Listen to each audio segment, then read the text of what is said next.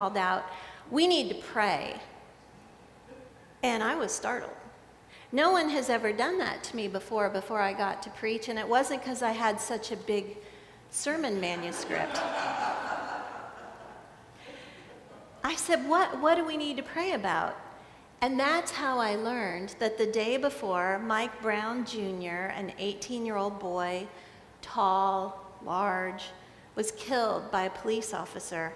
Witnesses said he had had his hands up, but his motionless body lay on the pavement for 4.5 hours, which is a very long time. And his mother and his father and his friends and his neighbors gathered and bore witness and became outraged. Imagine having your loved one's body violently destroyed lying in public for that long. I didn't know any of the backstory. That was the first I had heard about it, and any of the other interpretations that would quickly swirl through the community. That Sunday, none of us knew how the events of those few hours would change the community of Ferguson, the state, the nation, and the world. A friend of mine was in Paris at the airport during this time, and they said, "Where are you from?" And she said, "I'm from St. Louis." And they said, "Is that near Ferguson?" For those of us who are from this area, we know St. Louis is big and Ferguson is a small little municipality, just about 25 minutes from here. At the 30,000-foot level, the Ferguson uprising was directly connected to the Civil War. Remember, Missouri was a slave state. Missouri was a slave state. St. Louis, as you know, was on the border of Illinois, which was a free state. And because we had, at the time of the Civil War, many German immigrants who were staunchly, heartily pro-Union, as in United States of America, Union, the slave state of Missouri did not trust our fair city to behave properly when secession came along. So the state government established the bounds of St. Louis City and took over its police department. You might notice this little thing. You see the white circle? That's basically the firewall of St. Louis City. You might want to look this up. You can look for St. Louis municipalities, and you'll see this picture. But the state government established the bounds of our city and took over its police department, and they kept control of it until, wait for it, 2013, the year before Mike Brown was killed. Amazingly long time that the governor of the state was in control of who was accountable at the police department. On the outside of that firewall of the city proper is the county of St. Louis. And after the city bounds were fixed, hundreds of municipalities, less than 188 municipalities popped up. So all that little quilt work that you see up there are municipalities. There was Webster Groves, there was Kirkwood, there's Clayton, there's Jennings, there's Ferguson, 83 municipalities. And all those squares tell you where those municipalities are. Each one has its own mayor, municipal government, police department, and those municipalities have to raise money to pay for their little fiefdoms. The way they were established is so they could control who moved there, who went to their schools, who didn't. Now, one way to quietly prevent the poor and the people of color from moving in was this system and many others, but this one, housing systems, that I'd have a 100-page sermon on. So this was a profound injustice to some people and a profound privileging for others. Police discrimination and police taxation helped pay for municipalities. Fundamentally, that is why the death of that young man became the Ferguson uprising. The unjustness of his death is one thing, but the system that was the powder keg around it is what I want us all to walk out of here remembering. The Federal Department of Justice did a report on Ferguson. They found that this Ferguson report released in March of 2015 said this, and I quote, "The city's emphasis on revenue generation had a profound effect on the Ferguson Police Department's approach to law enforcement." You with me? So they had to pay the bills, and they didn't want to make all the people who live there, which is not all that many, pay such high bills. The way to do it? Citation, citation, citation. You don't pay it, you don't show up, because you don't just get to pay it. You got to show up at court. And if you don't show up at court, you get a bench warrant. If you don't, when you get caught, you get put in jail. And you have to pay a lot of money to get out of jail. It was a system extracting money, particularly from the poor and people who were black. The police were being turned into revenue collectors, and citizens could not trust them, especially black and brown citizens. Their trust, their confidence in the police was completely undermined. Here's something the report continues with. In 2013 alone, the year before this young man was killed by a police officer, the court issued 9,000 warrants on cases stemming in large part from minor violations such as parking infractions, traffic tickets, and housing code violations. Jail time would be considered, this is the federal government talking here, okay? Department of Justice says, jail time would be considered far too harsh a penalty for the great majority of these code violations. Yet Ferguson's municipal court routinely issues warrants for people to be arrested and incarcerated for failing to timely pay related fees and fines. In other words, people receive citations for not mowing their lawn. If they didn't show up in court, they were arrested and jailed. It was outrageous. It was everywhere. The injustice was well known and felt by people of color. Folks knew where you could drive and where you couldn't, and they still do. Those of us who are white didn't know or didn't care. I knew, I didn't care. I lived over in my sweet municipality of Webster Groves. I knew stuff was going over there. I was busy. I wasn't thinking about it. It didn't touch me. This is the 30,000-foot view of what happened in the Ferguson uprising. Police officers turned into tax collectors, people forced into debtor's prison for failure to pay. A boy walked in the street, the boy died. The body lay in the street, and the people would not let it go. The next day on Sunday, I prayed with my congregation. I'm sure it was feeble and ignorant. I knew so little, so little. I couldn't have told you anything I just told you about. Ferguson taught me that. Ferguson taught me about dry bones, the valley of dry bones in Ezekiel's prophecy. I always thought of it as the remnant of a healthy, vibrant army that had fought and died. But maybe that valley of dry bones was an army of the oppressed, a people who had never had a chance to fulfill their purpose, never felt the bounty of this land, or felt safe, or felt a sense of belonging in this nation at all. Because life had conspired, because history had conscripted, because those with power consistently undermined their hope of ever being seen as fully human. One of the greatest preachers of the 20th century, Dr. Samuel DeWitt Proctor, said this: "We do not all start at the same scratch line." You know, a scratch line, like when you're a kid and you put that line in the sand and you all stand beside it and you're all going to do the race. Truth is, we don't all start at the same scratch line. He said, you were born owning nothing, having earned nothing, just born. You are indebted to everybody. But some of us opened our eyes and saw nothing but blessing just dumping down on us. He said, I opened my eyes and there was Herbert and Velma and my grandma Hattie, a slave in Chesterfield County who graduated college in 1882. They were smiling on me.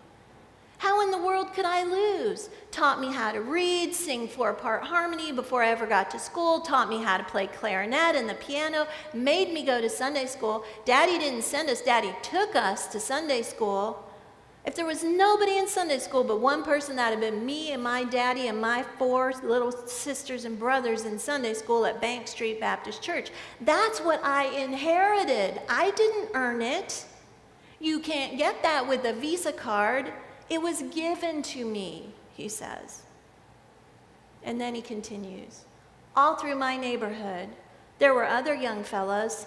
I could remember all of them. Daddies were drunk half the time. They didn't read in their homes. Nobody went to Sunday school. None of that. They started life below the scratch line. I started my life halfway above the scratch line. Everywhere I went, someone said, aren't you Miss Hattie's grandson, skipped 3 gates? I never was in 3rd grade, 5th grade, or 7th grade. Everything smiling on me. None of that did I deserve. I hadn't earned any of it. I started out with a full head of steam, and my buddies up the street had none of that. Are you with me? We're together? Here is the crux of what he says. If we want those dry bones to live again, those of us who have inherited the benefits that we did not earn or deserve need to turn around and help those who inherited deficits they did not earn or deserve, and help them rise above the scratch line so that they can enjoy the benefits that we so often take for granted. Can these bones live again, O Lord? These bones can live. Dr. Proctor, Dr. King, Asada, so many teachers living and dead gathered to speak truth and wisdom into the protests of Ferguson. So many arms locked at the elbow, chanting and marching, all crying out so that change could come. So that people couldn't be put in jail because they crossed the street and didn't use the crosswalk and ended up with $300 owed to Ferguson. Can you imagine?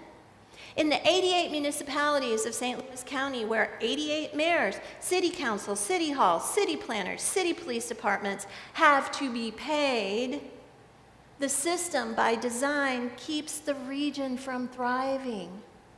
Dry bones everywhere. Look at the public schools in our city, in our region. Look at the income disparities between Clayton and Jennings, a 10-minute drive from each other, and the lifespan between these 2 places is 40 years difference, 30 years. It's ridiculous. You can look it up. The dry bones of our infrastructure should be crying out. We should be crying out against them. The barrenness of the north side because of lack of investment. The fact that our public schools have so little property tax going into them because of that awful firewall between city and county where the taxes go into your little municipality instead of into the bucket where we all can thrive. This is an injustice. My participation in the Ferguson uprising changed me. For over a year, I spent 2 to 3 days or nights of my week participating in protests, standing with incredibly brave young people as they prayed, as they marched, as they cried out for justice. I learned to shut up and listen instead of assuming I understood. I learned that love is always stronger than hate, but it requires so much more courage. Jesus was walking to the temple after entering Jerusalem, and on the way he saw a fig tree.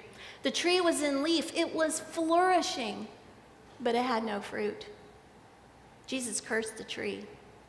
Then he moved on to the temple, to the church, to his people who loved God, the God that he loved, the people who worshiped as he worshiped. And he saw the temple, and it was flourishing, but it had no fruit. He cursed it. He tore down the systems and said they are wrong. They are wrong. We need to build justice, to act for justice, to let our prayers be embodied, just as our sacraments are embodied. When injustice is revealed, when people are turned into tools for cultivating our hatred, blacks, aliens, women without children, MAGA, whatever category we use to define those we are allowed to hate, we are losing the fruit of our faith. Hatred is easy. Love takes courage. One night in January, I went up to the Ferguson Police Department as usual. It's 2015. It was really cold, and it was a community. There were 30 to 100 people there every night. Usually 2 of us clergy showed up. On this night, the riot police came out, and they stood in front of the station earlier than usual. This is kind of what it would look like sometimes. The riot police and the people surging forward, already blocking the street in front of the police department.